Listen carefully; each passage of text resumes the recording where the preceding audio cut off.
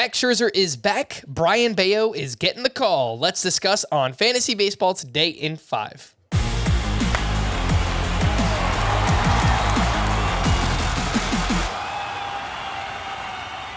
Welcome into FBT in 5. As always, make sure to follow and stream us on Spotify. Today is Wednesday, July 6th. I am Frank Stanfield, joined by Chris Towers. And a big welcome back to Max Scherzer, who was amazing at the Reds. 6 shutout innings, 11 strikeouts, 0 walks, 15 swinging strikes. Chris, is this enough to get Max Scherzer back in your, top 5, top 3 starting pitchers? Yeah, top 5-ish. We'll call it 6. I think Corbin Burns, Garrett Cole, Sandy Alcantara, Shane McClanahan, Max Scherzer. I feel like I might be missing one guy, but yeah, he's in that discussion. I think there's like a solid top. Oh, Justin Verlander. How could I forget that guy? I think there's kind of a solid top 6 right now. And Max Scherzer, look, the only question for me moving forward is if he can stay healthy, which is a concern for every pitcher. So he looked as good as he did, 15 swinging strikes on 79 pitches, 11 strikeouts in 6 innings. I think he's as good as anyone out there when he's healthy. All right. On the other side of his start, Nick Lodolo flashing his strikeout potential. 4 2/3 shutout with 8 strikeouts, 15 swinging strikes on 89 pitches, and he's only 43% rostered. Chris, do you think Nick Lodolo is a must-add after his return?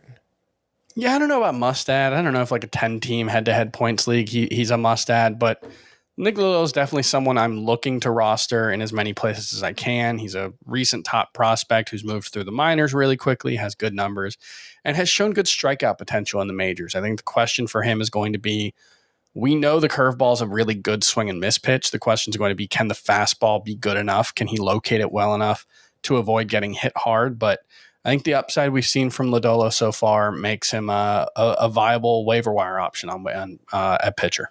All right, Brayan Bello is making his debut for the Red Sox on Wednesday, and if you're looking to add him, that's spelled Bello. So it's going to look like Bello, but it's actually pronounced Baio, and he is having just a ridiculous season in the minors, one of the top pitching prospects in the game right now, and he is 35% rostered, so widely available. Chris, who would you rather add, Nick Lodolo or Brayan Bello? I think there's probably more value in adding Baio right now ahead of his debut, just because Lodolo was good, 8 strikeouts and 4 2/3, but he wasn't so good that I think people are going to be clamoring for him. And Baio, it's entirely possible he comes out in his major league debut with that high 90s fastball and really good slider and changeup and just dominates. He's been a 34% strikeout rate guy in the minors this season. And if that happens, people are going to be rushing to add him. So I think there's a better chance that you add Baio now and you feel good about it. And it's possible Lodolo's still out there in a couple of days if you want to make the add then.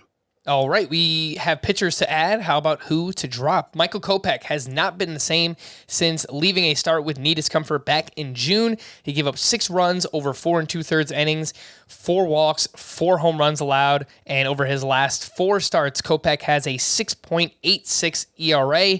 Let's fire up the drop-o-meter. 10, you can drop this player anywhere. 1, you want to hold this player everywhere. Where do you think Michael Kopech falls on that meter, Chris?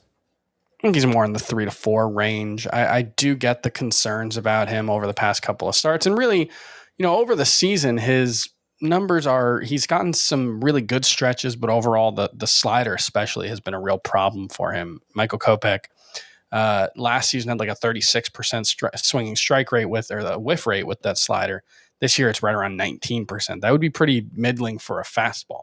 So it has not been the swing and miss pitch that he needs it to be.